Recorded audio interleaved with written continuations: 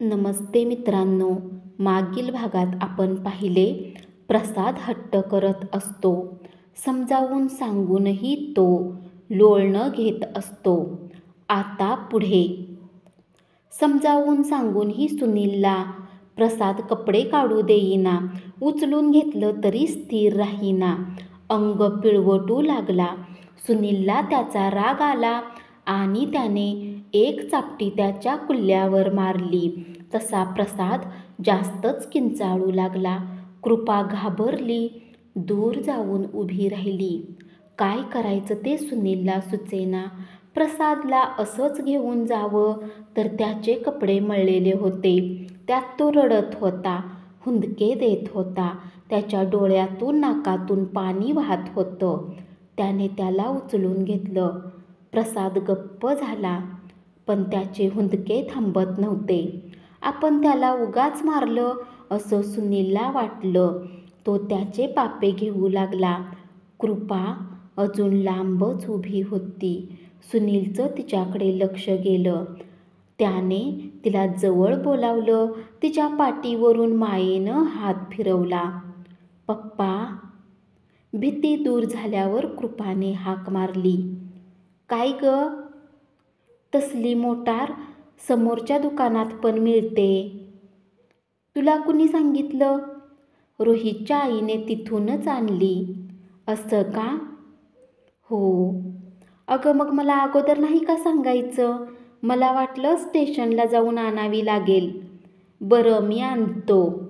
याला सांभाळशील थोडा वेळ? हां. सुनील प्रसादला आत घेऊन गेला. नॅपकिनने त्याचं नाकतोंड पुसलं आणि बाहेर आणून सोप्यावर बसवलं. मी पटकन गाडी घेऊन येतो हां, असं सांगून तो खाली गेला. दरवाजा बंद करून कृपाने कडी लावली आणि प्रसाद जवळ येऊन बसली. त्याच्या पाठीवरून हात फिरवत म्हणाली, पप्पा गेले तुला मोटार आणायला? पप्पा वाईट आहेत. असं नाही म्हणायचं. मला मारलं त्यांनी. तू हट्ट केलास म्हणून मारलं. बेल वाजली. कृपाने दरवाजा उघडला. नंदा आत आली. यांचं काय झालं? प्रसादचा रडवेला चेहरा पाहून नंदाने विचारलं. पप्पांनी मारलं. सोप्यावर नंदाच्या बाजूला बसत कृपाने सांगितलं. कशाला? त्याला गाडी हवी. कुठे आहेत पप्पा? खाली गेलेत. आजी कुठं आहेत? घरी गेल्या त्या. तुम्हाला आत एकटं ठेवून पप्पा खाली गेले? समोरच्या दुकानात गेलेत गाडी आणायला. नंदाने प्रसादला आपल्या मांडीवर बसवलं आणि विचारलं, पप्पांनी मारलं तुला प्रसाद? प्रसादने होकारार्थी मान हलवली. कुठे मारलं? प्रसादने आपले कुल्ले दाखवले. थांब हं, पप्पा येऊ देत तुझे, मी त्यांना मारते. प्रसादची मान पुन्हा होकारार्थी हलली. चला बघू आता दोघांनीही हातपाय धुवा आणि कपडे बदला. किती घाणेरडे झालेत.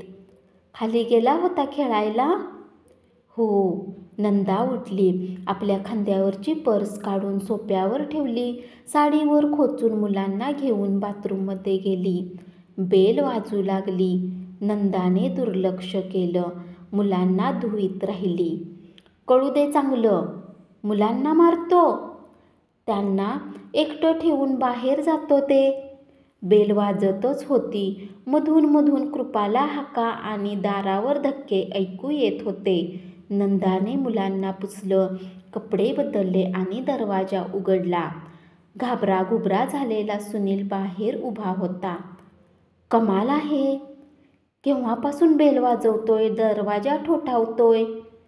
आत येऊन दार लावीत सुनील म्हणाला, तू काय माणूस आहेस का? काय झालं? मलाच विचार. प्रसादला का मारलंस? त्याला गाडी हवी होती. ही बघ आणली. शेवटी आणलीसच ना? मग अगोदर का नाही आणून दिलीस? अगं त्याला घेऊनच जाणार होतो गाडी आणायला, पण खराब झालेले कपडे बदलायला तर नकोत. म्हणून मारायचं? कसला राग मुलावर काढतोस? राग? राग कसला? काय बोलतेस तू नंदा? मी काय बोलते ते तुला चांगलं कळतंय. काहीच कळत नाही मला, असं हातवारे करून सांगत सुनील सोफ्यावर बसला. सुनीता असताना वाटेल तसा वागायचास तू. प्रियाबरोबर फिरायचास, उशिरा घरी यायचास. आता पूर्वीसारखी मजा करता येत नाही तुला. त्याचा राग तू मुलांवर काढतोस. तसं काही नाही नंदा, हे तुझ्या कल्पनेचं भूत आहे. मग का चिडतोस तू हल्ली? कुठं चिडतो मी? त्या दिवशी कृपाला नाही मारलंस? मारलं कुठे, जराशी चापटी दिली. पण का? अगं पण मुलं असा हट्ट धरायला लागली तर पुढे त्रास होईल. हे बघ, तुला जेव्हा कुणाबरोबर कुठं जायचं असेल तेव्हा खुशाल जा. मला फक्त अगोदर कळव, मी राहीन तुझ्या मुलांकडे. पण मुलांच्यावर असा राग काढू नकोस. का तिचा द्वेष करतोयस तू? कुणाचा? प्रियाचा. मी कशाला द्वेष करू? मग माझ्या प्रत्येक गोष्टीचा संबंध तिच्याशी का लावतेस? आणखी कधी लावला होता? परवा सिनेमाला ती आली होती तेव्हाही तू रागवली होतीस. मुलांकडे दुर्लक्ष केलंस तर मला राग येणारच. माझ्या मते मी दुर्लक्ष करत नाही. त्या दिवशीही मी मुलांना घेऊनच पिक्चरला गेलो होतो. मला कळत नाही का? माझीच मुलं आहेत ती, माझ्याच रक्तामांसाची. तुझ्या नात्याची नसताना तू त्यांना इतका जीव लावतेस. मग माझा नसेल? मग त्यांना मारू नकोस. या वयात जर त्यांच्या मनात तू क्रूर आहेस असं कोरलं गेलं तर उद्या कितीही प्रेम केलंस तरी ते तुला खोडून काढता येणार नाही. ठीक आहे, यापुढे नाही हात उचलणार. दे ती गाडी इकडे. हातपाय धुवून कपडे बदल. सुनील आत गेला. नंदाने गाडी प्रसादला दिली. त्याला जवळ घेऊन त्याचे पापे घेतले आणि सोडलं. प्रसाद खुश झाला. गाडी घेऊन खेळू लागला.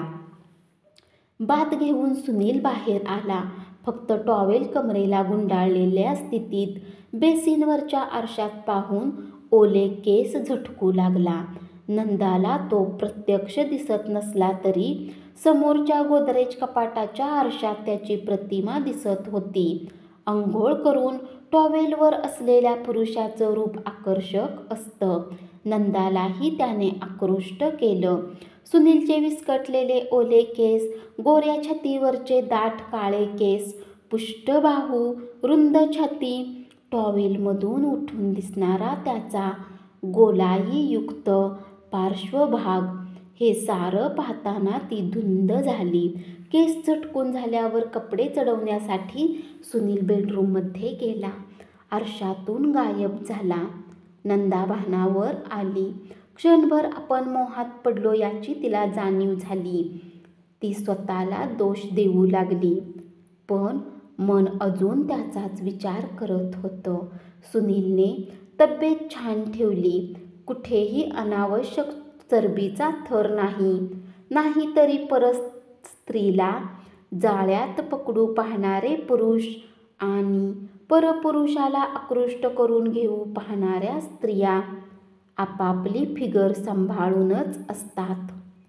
नंदा घरी आली. आज किशोर तिच्या अगोदर घरी आला होता.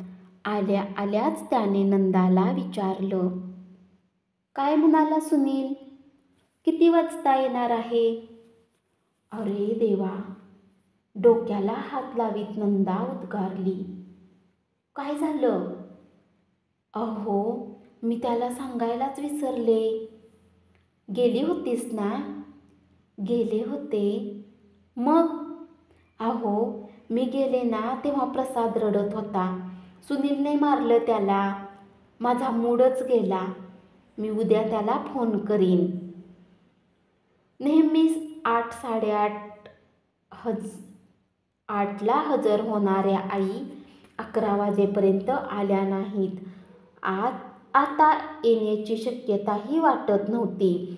त्या आल्या की लगेच ऑफिसला निघायचं म्हणून कपडे करून तयारीत राहिलेल्या सुनीलने कपडे बदलले आणि मुलांशी खेळत बसला. कृपाच्या शाळेची वेळही टळून गेली होती. पप्पा, आज आपली मज्जा. तुमची पण रजा, माझी पण रजा. मज्जा कसली? टेबलावर ढीगभर काम पडलंय. तुमचं आपलं बरं आहे, राणी साहेब. पप्पांनी एक चिठ्ठी लिहून दिली की सगळं माफ. तुम्हाला शिक्षा करतात तुमचे साहेब. नाही कामावर गेले तर मग खूप रागवतात. एवढे मोठे डोळे करून बेडकासारखे. पप्पा, आज आजी का नाही आल्या? आपले पांडू काका आहेत ना, त्यांना बरं नाही. त्यांना औषध द्यायला, जेवण द्यायला राहिल्या असतील. काय होतंय पांडू काकांना? त्यांना ताप येतोय. पप्पा, आपण जाऊया त्यांच्या घरी त्यांना बघायला. आजारी माणसांना बघायला जायचं असतं. बरं, जाऊया. चला. अगं आत्ता नको. बाहेर ऊन बघ किती पडलंय. शिवाय काका आज झोपले असतील. अशा वेळी जाऊन त्यांना त्रास द्यायचा का? नको, आपण संध्याकाळी जाऊया. पप्पा, रिक्षाने जाऊया. हातातला खेळ टाकून सुनीलच्या मांडीवर येऊन बसत प्रसादने विचारलं. हो, रिक्षाने जाऊया. तुला आवडतं रिक्षात बसायला? हो. पप्पा, संध्याकाळी नंदा मावशी आली तर? परत जाईल. नको, आपण ती आल्यावर जाऊया. ती नाही येणार आपल्याबरोबर. का पप्पा? तिला घरी जायचं असतं. तिला घरी जायला उशीर झाला तर किशोर काका रागावतील. हो, मग नंदा मावशीला कसं कळणार आपण कुठं गेलोय ते? आपण रोहितच्या आईकडे निरोप ठेवू. मग चालेल? सुनीलचं रिकामं टेबल पाहून प्रिया पुन्हा पुन्हा विचार करीत होती. आज सुनील ऑफिसला का आला नसेल? काल आपण सांगितलं त्या गोष्टीचा त्याला धक्का तर बसला नसेल. ही बातमी त्याला अनपेक्षित होती. मी लग्न करीन असं त्याला वाटलं नव्हतं, पण मला तरी कुठे वाटलं होतं. त्याने मागणी घातली म्हणून आपण विचार केला. पण खरंच त्याने ही गोष्ट मनाला लावून घेतली नसेल ना? कालच्या त्याच्या बोलण्यावरून तसं वाटत नव्हतं. कदाचित घरी गेल्यावर त्याने जास्त विचार केला असेल. यापुढे मी उपलब्ध असणार नाहीत याची जाणीव त्याला रात्री प्रकर्षाने झाली असेल. समजा खरंच त्याला माझा विरह सहन होणार नसेल तर तो काय करील? आपल्याशी लग्न करायला तयार होईल. सुदैवाने त्याने तसा निर्णय घेतला तर आपल्याला आणखी काय हवं? पण आपल्या आयुष्यात इतकं चांगलं काही घडेल? दैव इतकं बलवत्तर आहे का आपलं? प्रियाचं कामात लक्ष लागेना. बरं वाटत नसल्याचं निमित्त सांगून ती बाहेर पडली. बेल वाजली. आई आल्या असतील या अपेक्षेने सुनीलने दार उघडले. दारात प्रियाला पाहून त्याला आश्चर्य वाटलं. ऑफिसला गेली नाहीस? प्रियाला आत घेत सुनीलने विचारलं. गेले होते. तुम्ही का आला नाही म्हणून बघायला आले. का आला नाहीत? अगं, मुलांजवळ कुणी नाही. आजी आज आल्या नाहीत. त्यांच्या मुलाला आणि सुनेला बरं नाही म्हणून कालसुद्धा त्या लवकर घरी गेल्या होत्या. म्हणून? मग मला वाटलं कालचं. छे छे. प्रिया नाराज झाली. तिला वाटलं होतं आपला विरह होणार म्हणून त्याला वाईट वाटलं असेल. रात्रभर तो यावर विचार करीत बसला असेल. आपल्याबरोबर घालवलेले क्षण त्याला आठवले असतील. आपलंही तसंच झालं होतं. रात्रभर डोळ्याला डोळा लागला नव्हता. बस ना. उभी का? पर्स टिपॉयवर ठेवून ती सोफ्यावर बसली. जेवलात? तिने विचारलं. नाही. काही नसेलच केलेलं? नाही, अंडी आहेत. आता जाऊन ब्रेड आणणार होतो. जा घेऊन या, तोपर्यंत मी ऑमलेट करते. सुनीलने शर्ट घातलं आणि खाली गेला. कृपा प्रसाद. काय मावशी? मी बघा तुमच्यासाठी काय आणलंय. काय आणलं मावशी? दोघांनीही तिच्या जवळ येत विचारलं.